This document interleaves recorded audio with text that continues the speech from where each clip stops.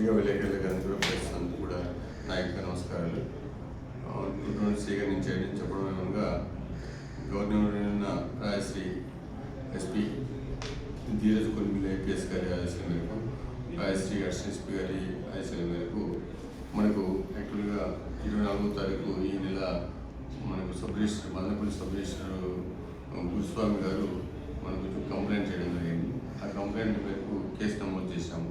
ఆ కంప్లైంట్ యొక్క సారాంశం ఏంటంటే, ఒక ఇద్దరు వ్యక్తులు తనను గత 2-3 నెలల నుంచి కూడా ఫోన్ చేస్తూ, వాట్సాప్ కాల్ చేస్తూ, మెసేజ్ చేస్తూ, థ్రెటనింగ్ చేస్తున్నాడు, భయపెడుతూ ఏదో నాకు కొంత డబ్బులు ఇవ్వండి, లేదంటే ఒక ఆస్తి ప్రాపర్టీ ఏదైనా రాసివ్వండి మా పెట్టి, లేకపోతే మీ మీద పై అధికారులు ఫిర్యాదు చేస్తామని, లేదంటే ప్రెస్లో అసత్య ఆరోపణలు చేస్తామని అనిపిస్తున్నాను.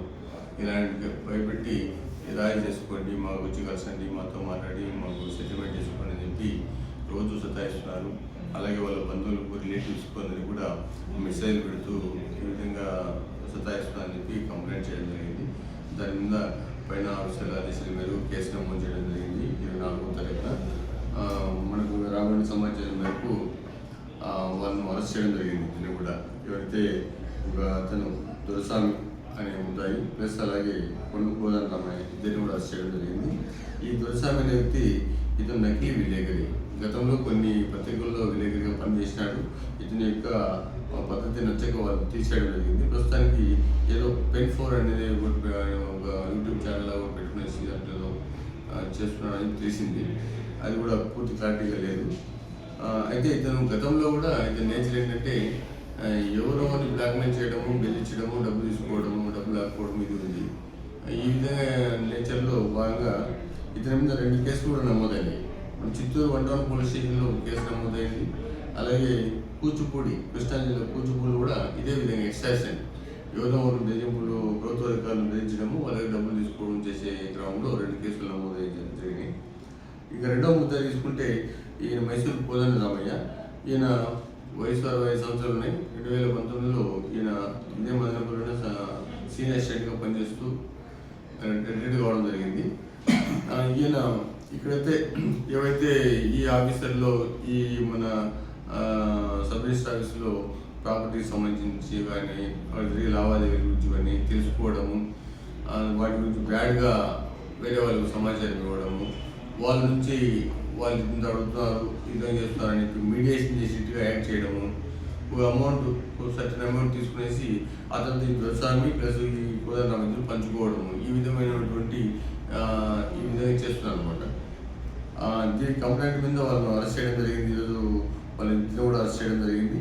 అరెస్ట్ చేసి వాళ్ళు ఎవరైతే ఈ మన సబ్ రిజిస్టర్కి ఫోన్ చేసి ఫోన్స్ ఏవైతే ఉంటాయో ఆ ఫోన్స్ కూడా మనము వాట్సాప్ కాల్ చేసి మెసేజ్ చేసినటువంటి ఫోన్స్ కూడా మనం సీజ్ చేయడం జరిగింది. దీనికి సంబంధించినటువంటి ఏవైతే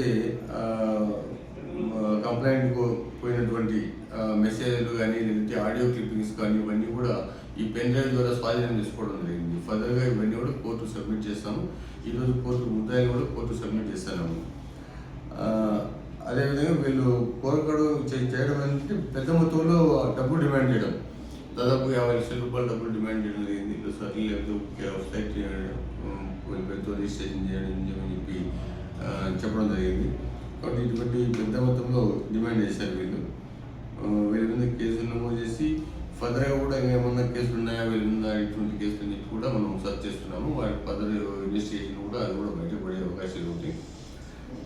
దీనికి సంబంధించినటువంటి ముఖ్యమైన విషయం ఏంటంటే, అధికారులు చెప్పడము, మా పైన అధికారులు చెప్పడం, ఎస్పీ సార్ కానీ ఎస్పీ సార్ చెప్పడం ఏంటంటే, ఇటువంటి ఎవరైనా కానీ ఈ నకిలీ విలేకరులు కానీ ఇంకోటని ఈ రకరకాల వ్యక్తులుగా పరిచయం చేసుకొని మోసం చేయాలనే ఉద్దేశంతో గవర్నమెంట్ అధికారులు కానీ ఎవరైనా చేస్తే కఠినమైన చర్యలు తీసుకొని వాళ్ళను నాన్-బెయిలబుల్ శిక్షల కింద కేసులు నమోదు చేసి వాళ్ళ మీద కఠినమైన చర్యలు తీసుకుంటామని చెప్పి అందరూ కూడా తెలియజేస్తున్నాం. Thank you.